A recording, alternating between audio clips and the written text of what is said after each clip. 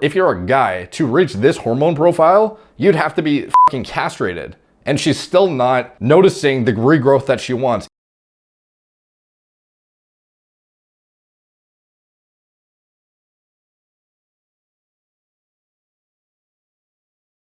What's up guys, Derek, moreplaysmoredates.com. Today we're going to be talking about detransition, what I never talk about. A few of you guys sent this to me and I thought it had a lot of relatability to my channel because it discusses, I've often talked about how the most aggressive like nuclear hair loss reversal protocols involve the deployment of anti-androgens concurrently with estrogen often, and it basically results in these kind of male to female transitions in order to save hair, not necessarily even in somebody who intended to transition, but somebody who just has such aggressive loss that is the hormonal state they need to induce upon themselves in order to make back ground. And for some individuals, that's the only way they can get back, several Norwoods of lost ground. And some of my content in the past is talking about, nuclear alternatives and things that I think are just as viable and may not be as deleterious to your health or force you to transition when you may otherwise not want to. But this was really interesting in my opinion because it talks about somebody who not only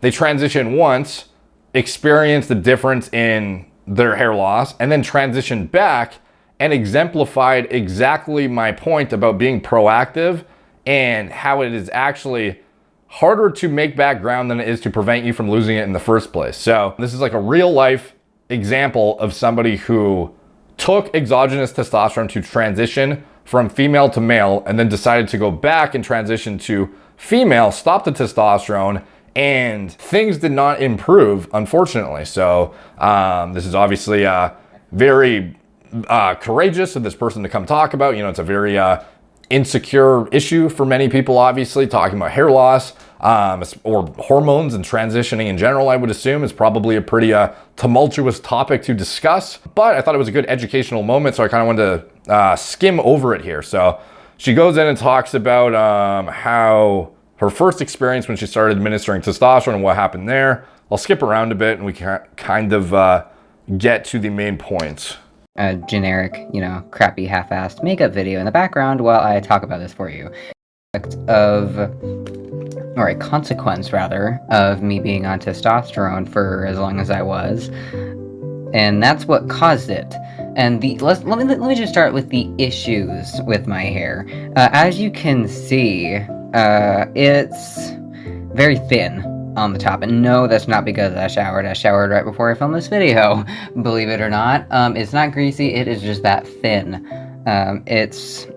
Some of it's falling out, some of it is just breaking off. It's a problem. You can see it from the sides that it's pretty thin. And I first noticed my hair thinning and more receding towards the front, probably a few months into my transition. And I don't know if that was due to me being on such a high dose of testosterone at first before they caught that or not.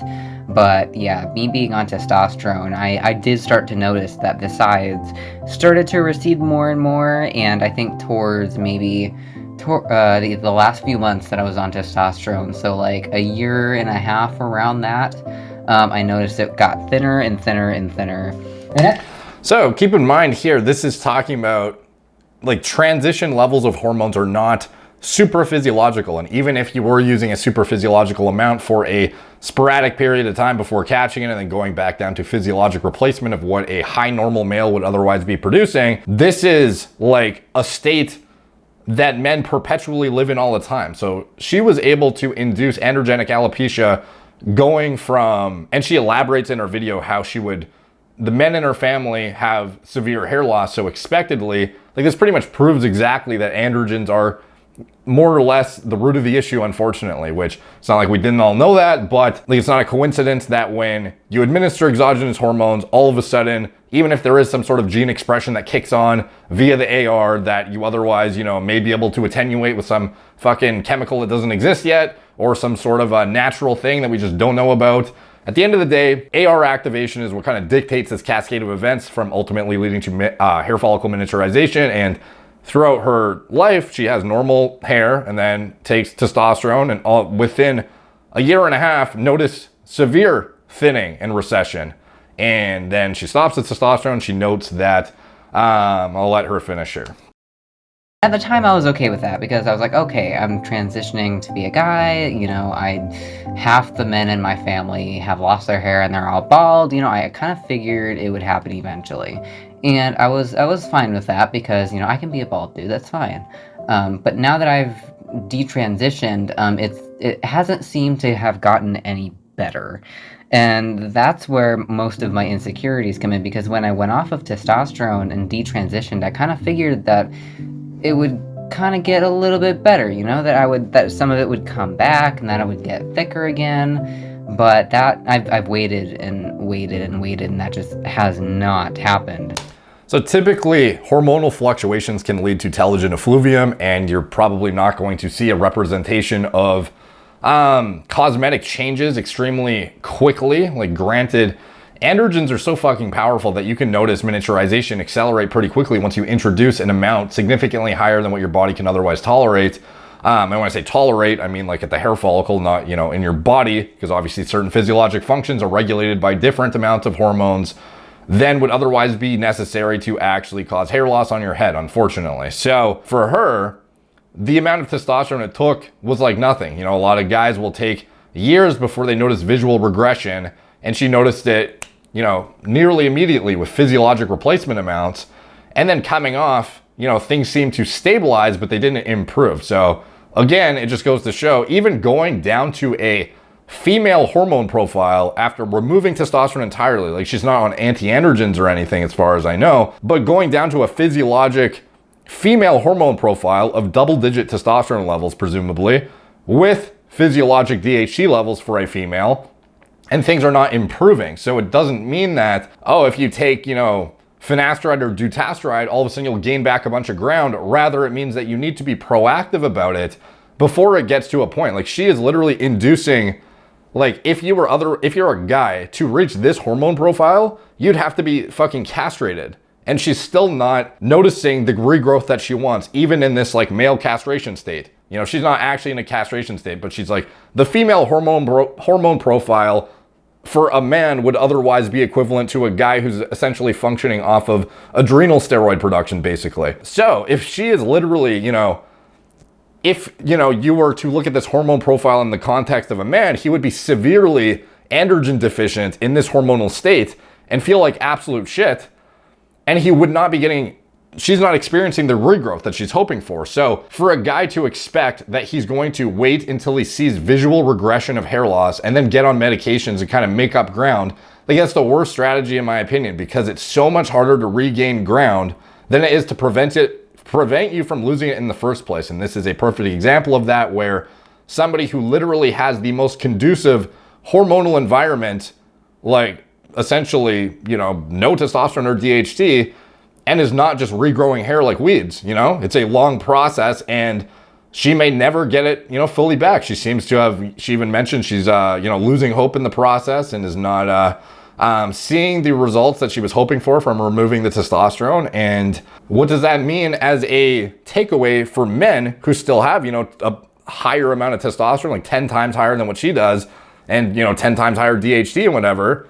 It means you got to get ahead of this shit quick, because once you start noticing it visually, you've lost a bunch of ground that you're probably never going to get back realistically. Like, maybe you'll be able to visually offset it with growth stimulants, aggressively inhibiting DHT with finasteride or dutasteride, using a topical anti-androgen, etc. You might be able to get back a decent amount of ground, but you're never going to get back to literally baseline, like, perfection, unless you are proactive. Being reactive is not the answer. So I'll let her finish here, and then we'll kind of wrap it up. And I'm still waiting, but I'm kind of starting to lose a little bit of hope. So yeah, I wear wigs, as most of you probably know. I have the one that I wear the most because I love it. It's my white hair. But yeah, I have a really hard time leaving the house now in my hair, because no matter what I do with it, I cannot seem to make it look half decent. I did go and do a stream in my natural hair, but it took, I think, seems to have been getting a little bit worse as time goes on. I don't remember it being this bad yet. Just look at it. It's a horrible. It's one of my biggest insecurities, and also it being that short is one of my biggest regrets too. Was cutting it in the first place. You know, because it's like, would the just shave it bros tell her to just shave it? Like, obviously fucking not. Like, hair is very important to a lot of us. Like, and obviously I transitioned, and transitioning isn't necessarily a regret, but the toll it has taken on my hair is most certainly something that I would change in a heartbeat. Yeah, because I'm stuck wearing wigs, and honestly, since it has seemed to have gotten worse and worse, and it's thinning.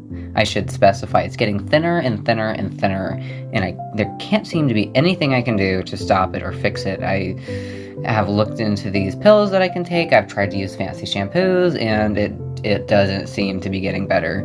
And you have no idea how many times I've honestly sat here and seriously thought about just buzzing it all off again, because I did do that once upon a time. I think when I was 18, I had shaved all of it off on impulse. You know, I liked it. It was decent.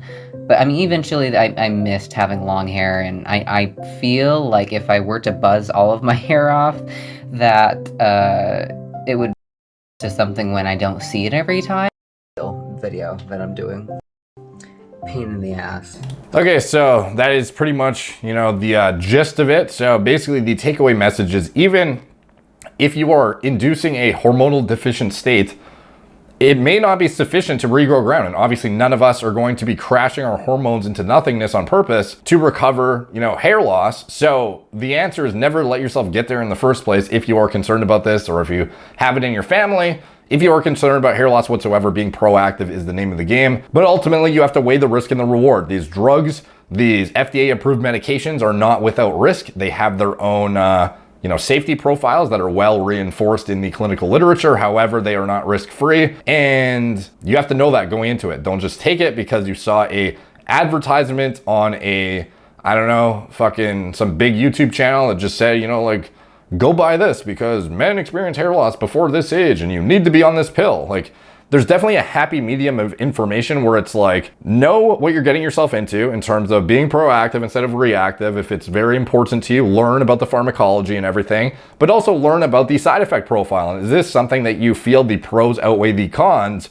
Because that is what is going to ultimately dictate your decision. It's a lifelong commitment, unfortunately.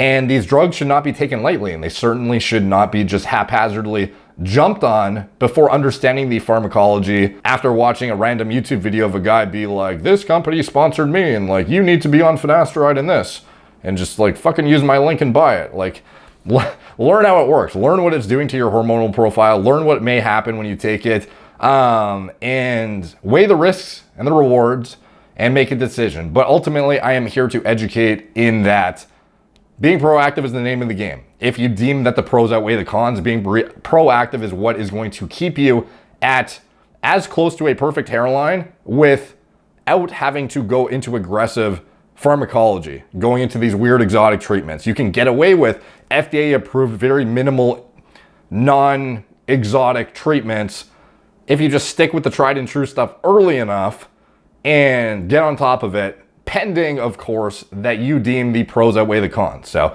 that is the message of the day, and this was just a great example of how difficult it really is to get back ground.